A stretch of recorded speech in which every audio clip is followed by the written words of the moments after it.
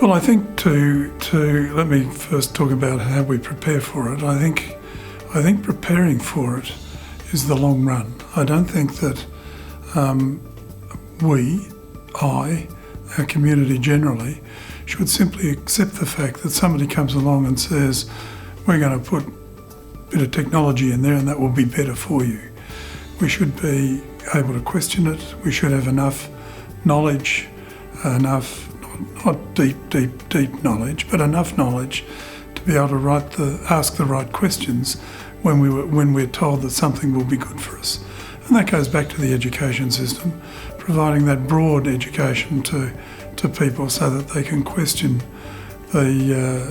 what's represented as wisdom from people who doubtless have expertise, sometimes a vested interest, but doubtless expertise, and they just tell us it's good for us and we should therefore adopt it. So I think we have to be careful. As Prime Minister Tony Blair once famously said, science lets us do more, and implicitly technology lets us do more, but it doesn't tell us whether doing more is right or wrong. And the community has got to work out where it wants to go.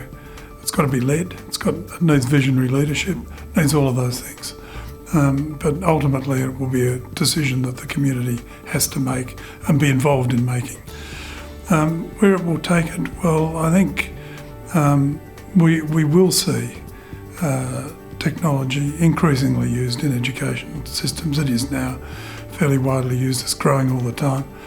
But at the end of the day, a lot of the other skills need communications with people.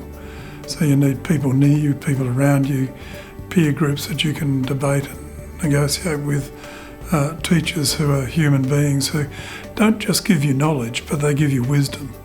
And I don't know yet that I've seen any technology that can give you wisdom. Certainly knowledge, but wisdom is another matter. And I think that's what we've got to protect and defend. We want a wise society, not simply a knowledgeable society.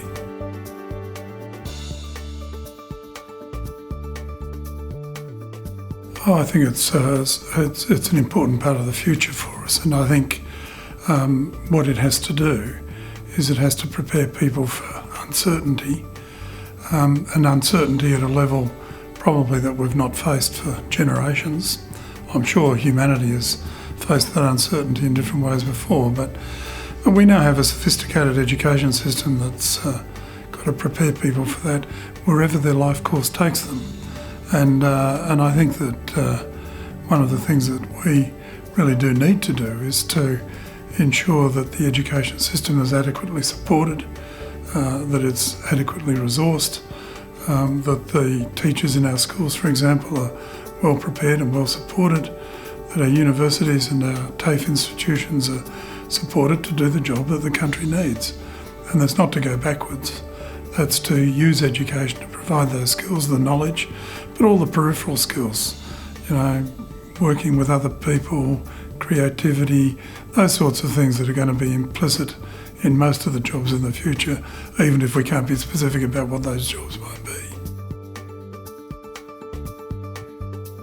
Well, I've no doubt it's part of the solution. I think when I became chief scientist, one of the things that really surprised me was how laissez-faire Australia was by comparison with most of the countries that we would compare and contrast ourselves with.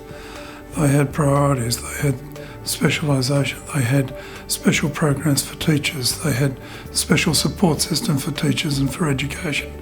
They had all these things in place, sometimes for a decade, because they had predicted that knowledge and the wisdom that comes with that knowledge would be very important to the future they were trying to identify for themselves.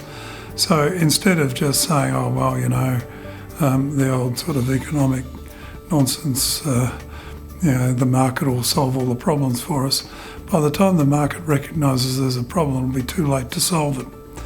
So somebody's got to get in there and say STEM is an important part of the future.